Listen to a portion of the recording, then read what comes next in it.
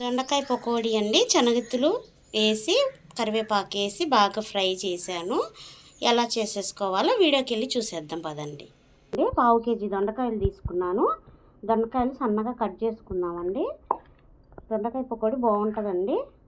రసంలోకి కానీ పప్పులోకి కానీ ఫంక్షన్ స్టైల్లో లాగండి. ఇప్పుడు దొండకాయలు ఇలా సగానికి కట్ చేసుకొని ఇలా బారు కట్ చేసుకోవాలండి. ఇలా బారు కట్ చేసుకోవాలి. లావుగా ఉంటే మళ్ళీ ఉడకదండి. ఒకటే సైజులో రావాలి దొండకాయ అనేది. నేను అందుకని ఒకటే సైజులో కట్ చేసుకుంటున్నాను. ఇలా కట్ చేసుకోవాలి. కావాలనుకుంటే రౌండ్గా కూడా చేసేసుకోవచ్చండి, కానీ ఇలా చేసుకుంటాను నేను. ఫంక్షన్లో కూడా ఇలాగే చేస్తారండి. ఫంక్షన్లలో భోజనాల్లో చేస్తారు కదా, ఆ టైప్లో చేస్తున్నానండి.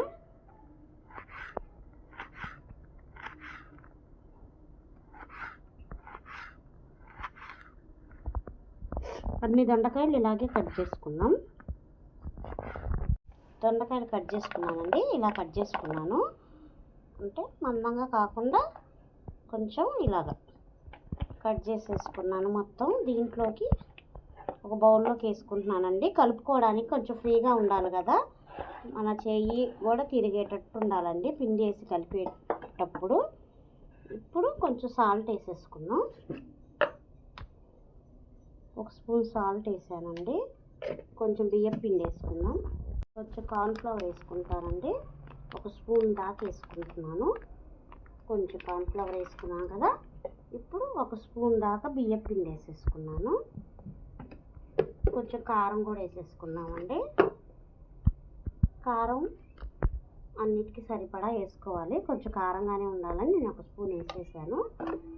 ఇప్పుడు శనగపిండి కూడా వేసుకున్నాం.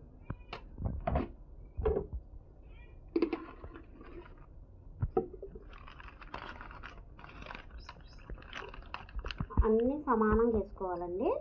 శనగపిండి కూడా అంతే. బియ్యపిండి ఎంత వేసుకున్నామో శనగపిండి కూడా అంత వేసుకోవాలి. ఇప్పుడు ఇదంతా బాగా కలుపుకోవాలండి. నీళ్ళు పోసుకోకుండానే కలుపుకోవాలండి. ఎందుకంటే దొండకాయ తడి ఉంటుంది కదా, ఆ తడి దీనికి సరిపోయిద్ది. కావాలనుకుంటే లైట్గా చల్లుకోవచ్చు అంతే. ఈ మొత్తం ఈ పిండంతా వీటికి పట్టేలాగా కలుపుకోవాలి దొండకాయలకి. ఇలా కలిపి పెట్టేసుకున్నాం కదండి. ఇప్పుడు నూనె పెట్టేసుకొని వేడి చేసుకున్నాం. కళాయి పెట్టేసుకున్నానండి. కడిగాను కదా, కొంచెం వాటర్ ఉన్నాయి, ఇంకిపోయేదాకా ఉంచుకున్నాం. నూనె పోసుకుందామండి ఫ్రైకి. నేను తక్కువే పోసుకుంటున్నాను. నూనె బాగా వేడయ్యేదాకా ఉంచుదాం. వేడయిందండి. దొండకాయలు స్పూన్తో అయినా వేసుకోవచ్చు. నేను ఇలా విడివిడిగా వేస్తున్నాను. చిన్నగా వేసుకోవాలండి. దొండకాయ వేసుకోకుండా దొండకాయలు దేనికి దానికి వేసుకుంటున్నానండి. ఒక్కొక్క దానికంటే అతుక్కోకుండా ఇలా విడిగా వేసుకుంటేనే బాగుంటుంది. దొండకాయలు వేసిన ఒక 5 నిమిషాల పాటు కలపకూడదండి. 5 నిమిషాల తర్వాత ఇలా కలుపుకోవాలి. బాగా ఫ్రై అవ్వాలండి దొండకాయ అనేది. పప్పుచారులోకి కానీ పప్పులోకి కానీ దేంట్లోకైనా బాగుంటుందండి, రసంలోకి కానీ. దొండకాయ ఫ్రై అయిందండి. ఈ కలర్ వచ్చేసింది కదా, దొండకాయ కూడా వేసిపోయినాయి, మనం వేసుకున్న పిండిలు కూడా ఉడికిపోయినాయి కదా. ఇప్పుడు ఇవి తీసేసుకున్నాం. అన్ని దొండకాయలు ఇలాగే వేసుకొని ఫ్రై చేసుకున్నానండి. నేను బౌల్లోకి వేసుకున్నాను, వేరే బౌల్లోకి వేసుకుంటున్నాను.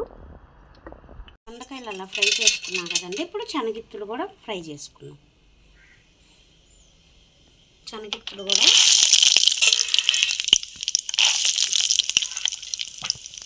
ఎక్కువ తినేవాళ్ళు ఎక్కువ వేసుకోవచ్చండి, కొంచెం తక్కువ తినేవాళ్ళు తక్కువ వేసుకోవచ్చు.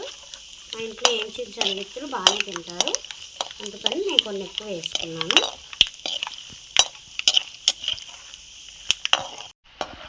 శనగిత్తులు ఈ కలర్ వచ్చేదాకా ఎంచుకోవాలండి.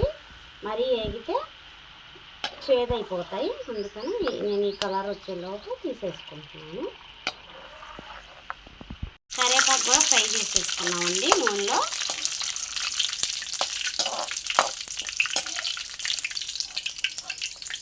మిక్స్ చేసుకున్నామండి. ఇలాగా దొండకాయలు శనగిత్తులు మొత్తం మిక్స్ అవ్వాలి కదా. చూసారా అన్నీ మిక్స్ అయిపోయినాయి.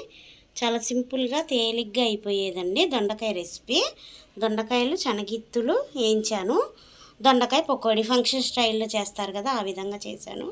నా వీడియో కనుక మీకు నచ్చితే లైక్ చేయండి, షేర్ చేయండి, సబ్స్క్రైబ్ చేయండి, సపోర్ట్ చేయండి.